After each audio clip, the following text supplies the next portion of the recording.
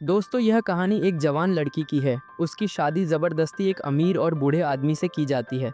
कहानी की शुरुआत में हमें दिखाया जाता है कि रात में उसकी देखभाल नौकरानी अन्ना कर रही होती है। फिर रात में कैथरीन अकेली होती है, तो वो अपने पति का इंतज़ार करती है। पति कमरे में आते ही उसे बताता है कि अब उसे हमेशा घर में ही रहना होगा और वो घर से बाहर नहीं जा सकती। इसके बाद वो कैथरीन से कपड़े उतारने को कहता है। सुबह कैथरीन खिड़की पर बैठकर बाहर देखती है। इस तरह उसका नया जीवन शुरू होता है और पहला दिन इसी तरह गुजर जाता है। अगली सुबह नौकरानी अन्ना कमरे में आती है और खिड़की खोलती है। कैथरीन की जिंदगी अब बहुत उबाऊ और नीरस हो गई है। उसके पास अब सिर्फ दो ही चीजें हैं जो उसे थोड़ा मजा देती हैं। एक, खिड़की से बाहर का नज़ारा देखना और दूसरा, आग के पास बैठना। धीरे धीरे यह जीवन उसे थका देता है। एक रात कैथरीन खाना खत्म होने से पहले ही अपने कमरे में चली जाती है, जो उसके ससुर बोरिस को बिल्कुल पसंद नहीं आता।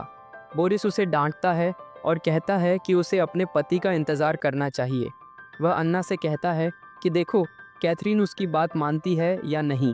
कुछ देर बाद उसका पति अलेक्जेंडर शराब पीकर कमरे में आता है और कैथरीन से कहता है कि कपड़े उतारो और आग के पास बैठो। जब कैथरीन कपड़े उतारती है तो अलेक्जेंडर उस पर ध्यान नहीं देता और खुद अपने काम में लग जाता है। सुबह कैथरीन अपने ससुर से पूछती है कि उसका पति कहाँ गया है।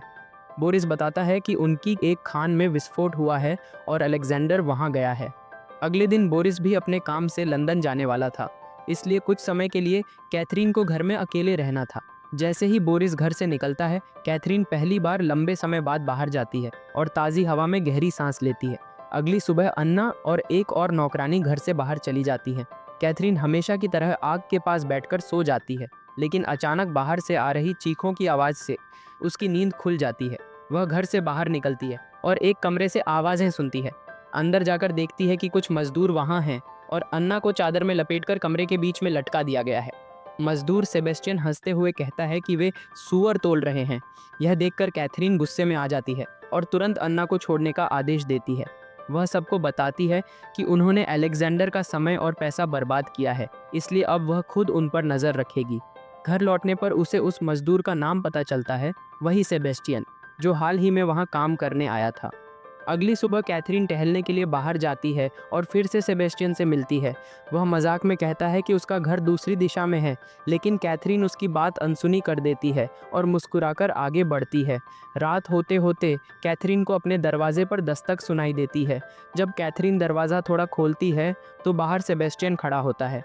वह मुस्कुराकर कहता है कि वह अकेलेपन से परेशान है। कैथरीन दरवाज़ा बंद करने की कोशिश करती है, लेकिन सेबेस्टियन ज़बरदस्ती कमरे में घुस आता है। वह कैथरीन को कोने में धकेलकर चूमने की कोशिश करता है।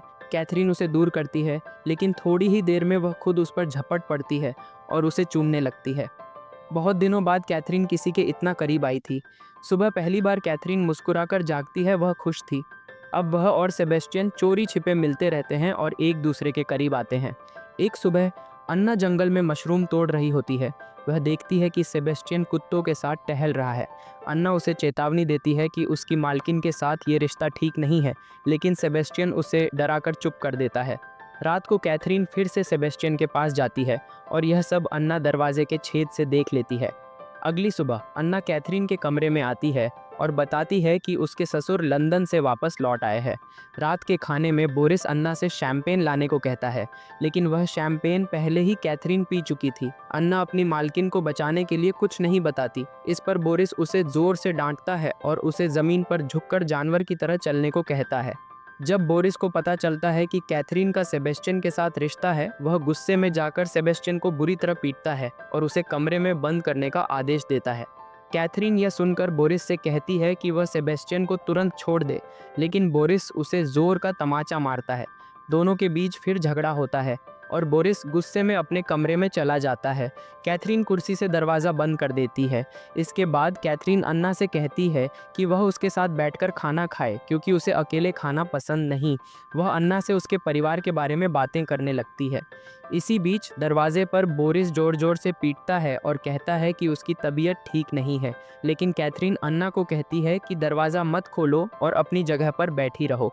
कुछ देर बाद जब आवाज़ें और चीखें शांत हो जाती हैं, कैथरीन अन्ना को डॉक्टर बुलाने भेजती है और खुद उस कमरे में दौड़ती है जहां सेबेस्टियन को बंद किया गया था। डॉक्टर आता है, लेकिन अब बहुत देर हो चुकी होती है। डॉक्टर बताता है कि बोरिस की मौत हो गई है। कुछ समय बाद कैथरीन को उसके पति अलेक्जेंडर का पत्र मिलता है। उसमें लिखा होता है कि वह अपने पिता के अंतिम संस्कार पर नहीं आ पाएगा। कैथरीन को पूरा यकीन है कि अलेक्जेंडर अपने पिता से नफरत करता था, इसलिए वह अंतिम संस्कार में नहीं आया। घर की नौकरानियां बोरिस की मौत पर बातें कर रही होती हैं। अन्ना खुद को दोष देती है, क्योंकि उसी दिन बोरिस ने वही मशरूम खाए थे जो अन्ना ने जंगल से लाकर पकाए थे। इस सदमे की वजह से अन्ना बोल नहीं पाती। कैथरीन यह बात सेबेस्टियन को बताती है और कहती है कि अब अन्ना कुछ नहीं बोल पाएगी, इसलिए उनका राज किसी को पता नहीं चलेगा। कैथरीन ने सेबेस्टियन की आंखों में देखा और धीरे से अपने दिल की बात कह दी। जब तक मैं जिंदा हूँ, मैं तुमसे कभी दूर नहीं जाऊंगी, तुम्हारे साथ रहूंगी, कहीं भी जाऊंगी, चाहे रास्ता कितना भी खतरनाक क्यों ना हो, यहाँ तक कि मौत भी हमें अलग नहीं कर सकेगी। एक रात कैथरीन नींद में अचानक आवाज़ सुनकर उठती है। वह खिड़की से देखती है कि बाहर अलेक्जेंडर का घोड़ा खड़ा है। वह जल्दी से सेबेस्टियन को छुपा देती है। थोड़ी देर बाद अलेक्जेंडर कमरे में आता है। वह देखता है कि कैथरीन अब पहले से अलग लग रही है, उसका शरीर थोड़ा भरा हुआ है। कैथरीन चाय बनाकर लाती है। चाय पीते समय अलेक्जेंडर बताता है कि उसे कैथरीन के किसी और से संबंधों की बात पता चल चुकी है और वह धमकी देता है कि वह सेबेस्टियन को घर से निकाल देगा। अब जब अलेक्जेंडर को सब कुछ पता चल गया, कैथरीन सीधे उस कमरे में जाती है जहां सेबेस्टियन छिपा हुआ था। वह उसे बिस्तर पर लिटाती है, उसके कपड़े उतारती है और उसके ऊपर चढ़ जाती है। और यह सब अलेक्जेंडर की आंखों के सामने होता है। यह देखकर अलेक्जेंडर गुस्से में पागल हो जाता है और फिर सेबेस्टियन से लड़ने लगता है, लेकिन तभी कैथरीन लोहे की छड़ उठाकर अलेक्जेंडर को मार देती है। सेबेस्टियन बाद में उसका शव लेकर जंगल में दफना देता है। अलेक्जेंडर की वापसी के निशान मिटाने के लिए कैथरीन उसके घोड़े को जंगल में ले जाकर मार देती है। इसके बाद सेबेस्टियन को नींद नहीं आती, लेकिन कैथरीन उसे समझाती है कि अलेक्जेंडर खुद सेबेस्टियन को मारना चाहता था, इसलिए उन्होंने पहले ही उसे खत्म कर दिया। अब दोनों आज़ाद हैं और खुशी से रह सकते हैं। लेकिन कुछ ही दिनों बाद उनकी शांति टूट जाती है जब एग्नेस नाम की एक औरत उनके घर आती है। वह एक छोटे लड़के टेडी को लेकर आती है और कहती है कि उसका बेटा अलेक्जेंडर का बेटा और असली वारिस है।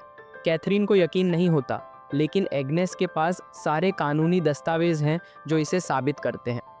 सेबेस्टियन को लगता है कि एग्नेस झूठ बोल रही है, क्योंकि उसके अनुसार अलेक्जेंडर से कोई औरत गर्भवती नहीं हो सकती थी। एक दिन कैथरीन सेबेस्टियन से मिलने जाती है।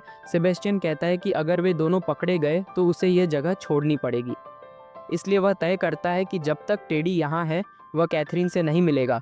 एक सुबह कैथरीन बाहर देखती है, टेडी नौकरानी के साथ खेल रहा है और थोड़ी दूर सेबेस्टियन अन्ना के साथ चलता दिखाई देता है। यह देखकर कैथरीन परेशान होकर बाहर निकलती है। टेडी उसे रोकता है और उसके साथ खेलना चाहता है, लेकिन कैथरीन गुस्से में उसे धक्का दे देती है। टेडी रोते हुए भाग जाता है। अंत में कैथरीन कमरे में लौट आती है। कुछ देर बाद नौकरानी आती है और बताती है कि टेडी गायब हो गया है। सभी मिलकर उसे खोजने निकलते हैं। आखिरकार सेबेस्टियन उसे झरने के पास ढूंढ लेता है। वह थोड़ी देर लड़के और बहती नदी को देखता है। उसके मन में एक खतरनाक विचार आता है, लेकिन अंत में उसकी इंसानियत जीत जाती है। सेबेस्टियन टेडी को वापस घर लाता है। एग्नेस उसे डांटती है। अब सेबेस्टियन और अपमान नहीं सह सकता और हवेली छोड़ने का फैसला करता है। वह कैथरीन से कहता है कि उसके पास मौका था लेस्टर परिवार के असली वारिस को खत्म करने का, लेकिन उसने ऐसा नहीं किया। कैथरीन उससे रुकने की विनती करती है और कहती है कि वह कुछ योजना बना चुकी है। कैथरीन उस कमरे में जाती है जहां एग्नेस टेडी के पास बैठी होती है। वह एग्नेस से कहती है कि थोड़ा आराम कर लो, वह खुद बच्चे का ध्यान रखेगी। एग्नेस के जाते ही कैथरीन खिड़की से सेबेस्टियन को अंदर आने देती है। दोनों मिलकर टेडी उस छोटे वारिस को मार देते हैं। सुबह तक कैथरीन बच्चे के पास बैठी रहती है। कुछ देर बाद अन्ना कमरे में आती है और यह भयानक दृश्य देखती है।